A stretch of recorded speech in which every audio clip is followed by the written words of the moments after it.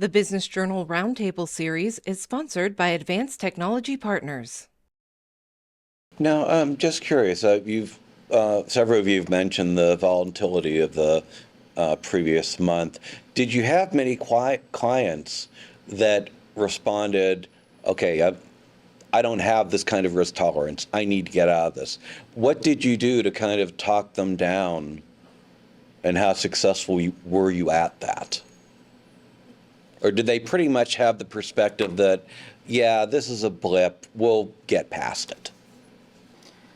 I would say maybe not as framing it as much as a blip. I think a lot of people were uncomfortable. It's cliche these days, but just managing through the uncertainty. And at the end of the day, no one had any certainty for that matter. But I was very proud of our clients, how resilient that they were. Very few, as we kind of say in the industry a lot of times, incoming calls.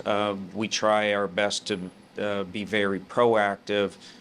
I think part of the seasonality of that volatility it was also tax season, and I could speak for myself. I may be on the periphery of tax season, but we're very much involved. So I think people's attention were on a couple different subjects, but I really believe in these last several years to decade, it's one of those things where I think volatility is probably going to be with us for the future as well. We've gone through some historical times just in the last couple years alone. So I was actually pretty proud of how investors reacted. I had very few people that were looking to bail, so to speak. In fact, most of the clients that we were talking to were looking at it opportunistically and looking to add funds, understanding back to what most of us have been saying.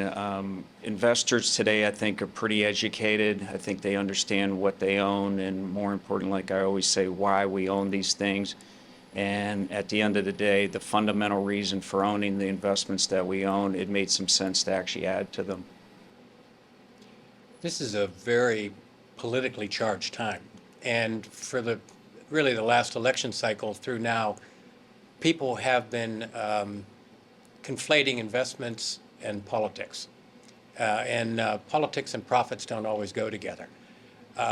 If you were pro-Trump, you were negative on the market last year, the people that are extreme, and vice versa. We have a new administration that's come in, and the changes are significant.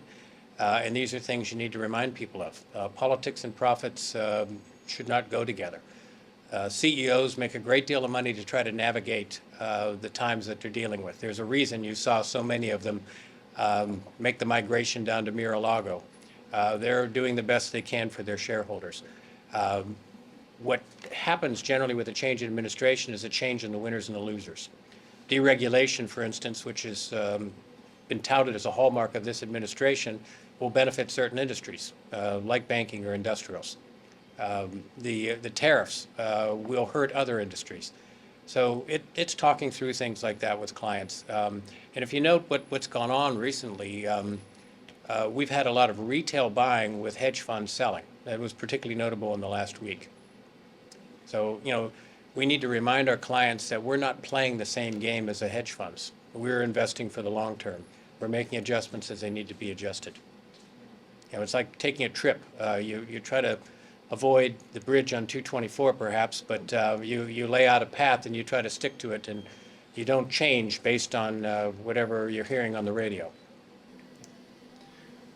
Sorry, I would just add, in peak uncertainty is a really awkward time to start the risk tolerance conversation. Hopefully a neutral environment is a great time to start to look at what is my tolerance. And then when peak uncertainty presents itself, it's always around the corner. We don't know when. That's when folks, I think, in my experience, need reminded of what the long-term plan is, and to stay disciplined to that long-term plan, and to not make short-term emotional decisions with a long-term plan.